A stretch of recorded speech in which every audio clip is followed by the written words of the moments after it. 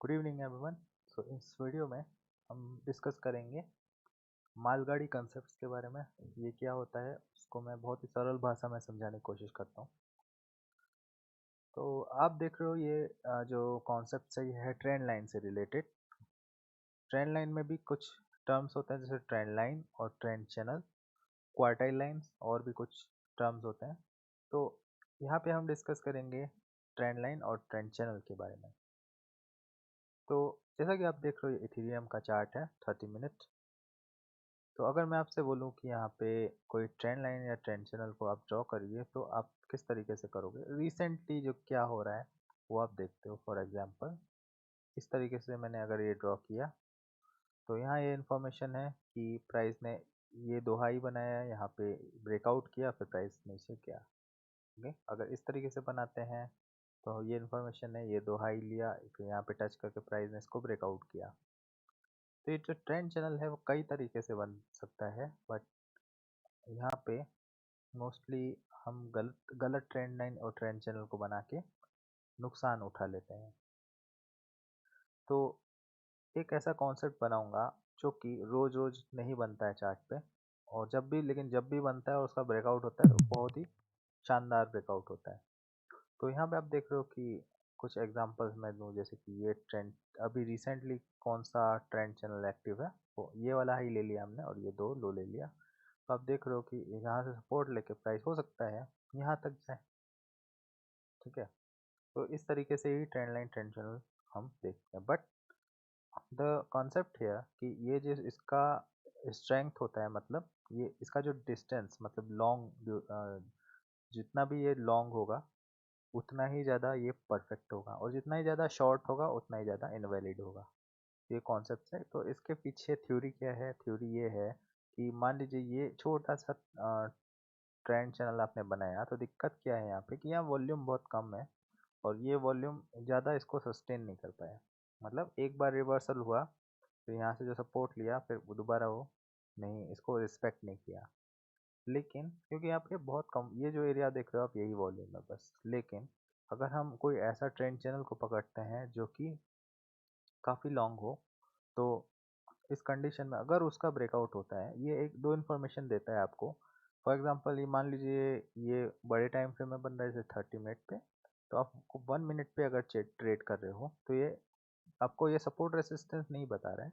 ये आपको बता रहा है कि अभी ट्रेंड जो है ऑन गोइंग है, और इस कंडीशन पे अगर आप सेल करते हो there is no guarantee that your S L may be safe.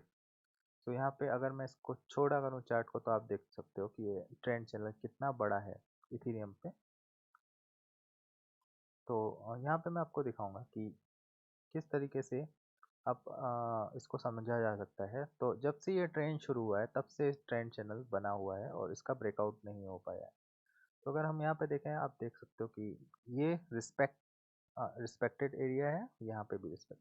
तो प्राइस इधर से रेसिस्टेंस लिया, या परफेक्ट है। ठीक है, जब प्राइस ने इसको यहाँ से रेसिस्टेंस लिया उसके बाद ये ऑन गोइंग इसके अंदर ही है। जब तक इसके बाहर नहीं निकलता है तब तक आप ये नहीं बोल सकते कि बड़े क्वांटिटी में सेल किया जाए, क्योंकि अभी बायर्स ने स्क्वायर ऑफ नहीं किया है। फिर प्राइस इसके जो अंदर जोन्स हैं, यहाँ पे आप डे ट्रेडिंग बिल्कुल कर सकते हो छोटे टाइम फ्रेम पे, क्योंकि ये क्वार्टाइल लाइंस ट्रेंड लाइन के अंदर आते हैं। फॉर एग्जांपल यहाँ पे अगर हम इसके इस ट्रेंड लाइन के अंदर एक और ट्रेंड लाइन इस टाइप से बना दें, तो आपको क्या दिखेगा कि देखो ये क्वार्टाइल जोन्स जो है वहाँ से सपोर्ट ले रहा है। Okay, for short term trading, but for long term trading और होल्ड जो कर रहा है उसको इससे कोई भी घबराने की जरूरत नहीं है। फिर आपने देखा कि ये जो जोन है यहाँ पे प्राइस इसके बाहर जाने की कोशिश किया, बट जब भी प्राइस बाहर जाता है तो वो एक कंडीशन बनाता है कि ये जो एरिया है यहाँ पे इसने रेसिस्टेंस लिया तो उसको ब्रेकआउट, फिर वो अंदर नहीं जा सकता इस ट्रेंड लाइन के। ओके, और यहाँ पे फिर से अंदर चला गया तो फिर से अपने घर पे आ गया ये, और उसके बाद रिस्पेक्ट कर रहा है, यहाँ से भी रिस्पेक्ट कर रहा है। और फिर यहाँ पे इसने बाहर जाने की कोशिश की, तो बाहर जाने की जो कोशिश की तो फिर वहाँ भी वो मतलब यहाँ पे सपोर्ट लेके ऊपर जाना चाहिए था, बट काफ़ी कोशिशों के बाद ये वापस अंदर आ गया, फिर से रिस्पेक्ट करने लगा इस लाइन को। आप देख रहे हो यहाँ से, और अगेन फिर रिस्पेक्ट कर रहा है। फिर उसके बाद ये जो रिजेक्शन एरिया है यहाँ से जो इसने लिया सेल का, तो अभी मैंने मेरा एक लेवल है 3210, उस पर हम काफ़ी चर्चा कर रहे थे। तो 3210 का जो लेवल है वो है एक स्टैटिक लेवल। तो स्टैटिक लेवल पे हम समझते हैं कि यहाँ पे क्या हुआ था। तो इस लेवल को मैंने अपने ग्रुप पे भी पोस्ट किया था, जो कि 1 मिनट चार्ट में उसका वो ब्रेकआउट हो गया था, ठीक है, जिसे आप देख सकते हो। बट ये फिर भी वैलिड हो रहा है, क्योंकि ये जो लेवल था ये बड़े टाइम फ्रेम पे, फॉर एग्जांपल 4 आवर चार्ट पे आप देखो तो इन्वर्टेड हैमर बन रहा है 3210 से। और फिर वो अभी यहाँ पे प्राइस कंटिन्यूसली नीचे जा रहा है। तो मेरा क्या कॉन्सेप्ट है कि अगर ये जो हाई है, मेन हाई आपका है 3279 का, अगर ये ब्रेकआउट नहीं होता है, मतलब इसका हाई को एक ऊपर कोई बॉडी से कोई कैंडल तोड़ दे, इस टाइप का ब्रेकआउट हो, बुलिश ब्रेकआउट जिसमें आपको मोमेंटम दिखे, वो अगर नहीं होता है तो प्राइस बहुत क्रैश हो सकता है 2700 तक, अ, जब तक उसको कोई सपोर्ट नहीं मिलता है। तो ये, बट यहाँ पे आप देख सकते हो, अगर हम डेली चार्ट पे जाएं तो यहाँ पे 6 दिन से, मतलब 1 2 3 4 5 6 दिन से रिजेक्शन आ रहा है। तो ये प्रूव होता है कि 3210 एक नॉर्मल लेवल तो बिल्कुल भी नहीं है, क्योंकि यहाँ 6 दिन तक प्राइस को रिजेक्शन मिल रहा है। तो जब तक इसका ब्रेकआउट नहीं होता, तो तब तक हम ये नहीं मान लेंगे कि ये लेवल फेल हो गया।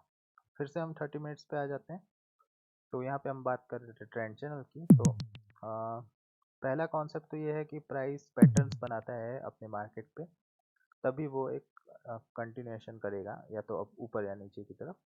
तो यहाँ पे आप देख सकते हो कि 3210 पे पहले से ही काफ़ी रिजेक्शन थे इसके नियर बाई एरिया से, और फिर यहाँ से इम्पैक्ट पड़ा उस पर रिजेक्शन का। बट प्राइस ने यहाँ पे डिस्ट्रीब्यूशन करने की कोशिश की है, और उसके कारण आप देख सकते हो कि 4 और हम चार्ट पे जाएं तो वाइकॉफ थ्योरी भी आप देख सकते हो कि डिस्ट्रीब्यूशन फेस यहाँ पे मैच हो रहा है। ओके, तो फिर हम यहाँ पे वापस आ जाते हैं, और इधर हम देखते हैं कि प्राइस, पहली बात, कई कॉन्सेप्ट्स होते हैं, जैसे कि मेरा कॉन्सेप्ट जो लेवल स्टैटिक लेवल का है, अगर तो वहाँ पे हमें देखना है कि इस लाइन से रिजेक्शन आ रहा है कि नहीं। तो जिस तरीके से मैंने आपको बताया था कि प्राइस इसके एरिया के आउट ऑफ जोन चला गया, फिर भी वो उसको एट द एंड रिस्पेक्ट किया ही किया। इसी तरीके से यहाँ भी थोड़ा सा आउट ऑफ जोन कर चला गया, but this is a major resistance, और मैंने आपको बताया डेली टाइम फ्रेम में भी 6 दिन से रिजेक्शन आ रहा है। तो इस कंडीशन पे प्राइस इसको यहाँ से रिजेक्ट हो रहा है काफ़ी।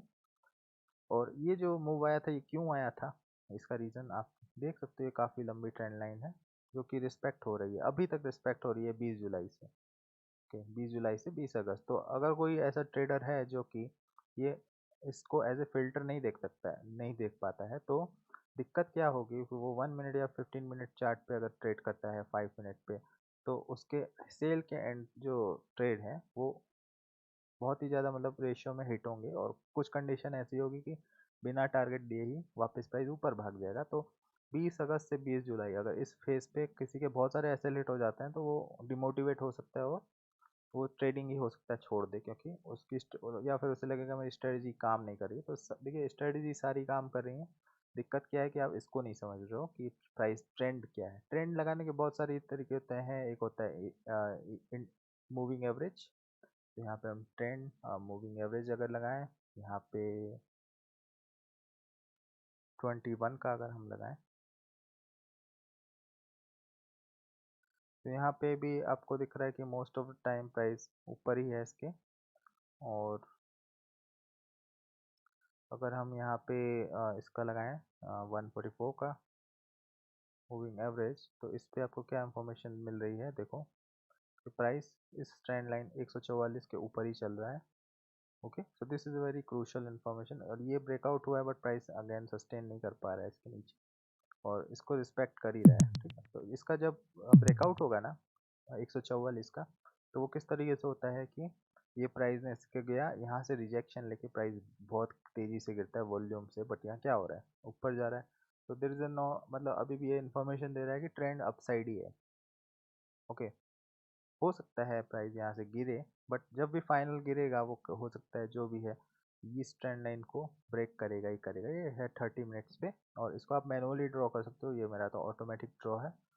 But this is a very crucial information for trend filter. ठीक है, तो इसको अगर आप समझ लिया एक बार आपने, और फिर आप फिर चाहे छोटे टाइम फ्रेम पे आते हो ट्रेड करने इस इंफॉर्मेशन के साथ कि ट्रेंड अप है, तो प्राइस जब मैं बाइंग की ज़्यादा फेवर लूँगा और सेल कम करूँगा, ठीक है। लेकिन ये दोनों को कंबाइन करना पड़ेगा आपको, जैसे कि स्टैटिक लेवल है ये 3210, तो 3210 में इंफॉर्मेशन क्या मिल रही है कि ये अभी भी लेवल वैलिड है, प्राइस इसके नीचे ही चल रहा है 3194, और ये है बड़े टाइम फ्रेम का लेवल। सो आपको 1 मिनट में तो ये काम करता नहीं दिखेगा, लेकिन आप बड़े टाइम फ्रेम में जाओगे जैसे 4 आवर, यहाँ पे आपको क्लियर क्लियर दिखेगा कि रिजेक्शन इज विजिबल।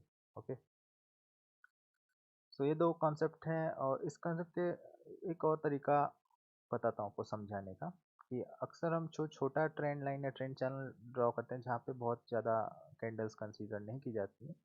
वहाँ पे एक इश्यू आता है कि वॉल्यूम कम होने के कारण, वॉल्यूम का अगर हम इंफॉर्मेशन लें, तो ये समझ लीजिए मालगाड़ी का इंजन है आगे, और ये जो सारे हैं ये उसके डिब्बे हैं। तो ये जितने ही ज़्यादा लंबे डिब्बे होंगे उतना ही ज़्यादा बड़ा मूव होगा। मतलब ये जो वॉल्यूम है वो अभी सस्टेन कर रहा है, मतलब मान लीजिए कोयला भरा हुआ है मालगाड़ियों पे, तो जब ये पलटेगी तो सारे डिब्बे भी पलटेंगे। मतलब ये जितना बड़ा कॉज है उतना बड़ा इम्पैक्ट होगा, कॉज इफेक्ट होता है ना, तो वही चीज़ है। लेकिन अगर यही ट्रेंड लाइन छोटी है तो उसके डब्बे भी छोटे हैं, वॉल्यूम भी कम है, तो वो उतना बड़ा ब्रेकआउट नहीं देगा। लेकिन ये एक ऐसी चीज़ है, अगर ये मैंने बताया रोज़ रोज़ नहीं बनती है, ठीक है, और ये हो सकता है महीनों में बने या हो सकता है सालों में बने, तो इससे कोई दिक्कत नहीं है। आप बहुत सारे चार्ट हैं क्रिप्टो करेंसी में, आप उस चीज़ को फाइंड करने की कोशिश करो कि ये जो सिनेरियो है लॉन्ग ड्यूरेशन ट्रेंड लाइन और लॉन्ग ड्यूरेशन ट्रेंड चैनल अगर कहीं बन रहा है, तो उसको आप अपनी वॉच लिस्ट में रख सकते हो। क्योंकि अब इथेरियम मेरी वॉच लिस्ट में ऑलरेडी है, क्योंकि इसको मैं एक्टिवली ट्रेड करता हूँ।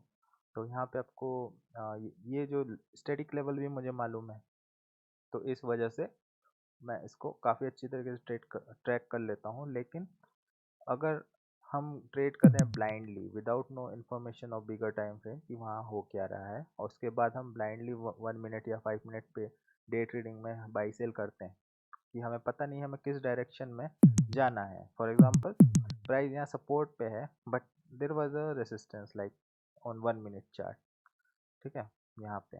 तो जैसे यहाँ से मान लीजिए ये रेसिस्टेंस है, यहाँ प्राइस गिरा, मैं सोच रहा हूँ ये अभी यहाँ से गिरेगा, बट मुझे ये नहीं पता है कि प्राइस अभी ट्रेंड लाइन पे सपोर्ट ले रहा है, तो यहाँ ऐसे लेट होगा सिंपल, ठीक है। और इसका रीज़न क्या होता है कि हम बिगर टाइम फ्रेम को इग्नोर कर रहे हैं, निगलेक्ट कर रहे हैं। तो मोस्टली लोग होते हैं कोई भी चार्ट उठाया यहाँ से ट्रेड करना चालू, वो भी एक अच्छी चीज़ है, ज़रूरी नहीं है आप मल्टीपल टाइम फ्रेम को देखो। लेकिन यहाँ पे सीन यही बन रहा है कि ये इन्फॉर्मेशन बहुत ही क्रूशियल होती है कि अभी हो क्या रहा है बड़े टाइम फ्रेम में। तो ये अगर ट्रेंड लाइन है, इसके अकॉर्डिंग काफ़ी इन्वेस्टर अभी भी अपना होल्ड करके बैठे हुए हैं, और एक मेजर मूव तभी आएगा जब इसका ब्रेकआउट होगा, ओके, डाउन साइड में, तभी वो लोग हटेंगे, अदरवाइज वो नहीं हटेंगे।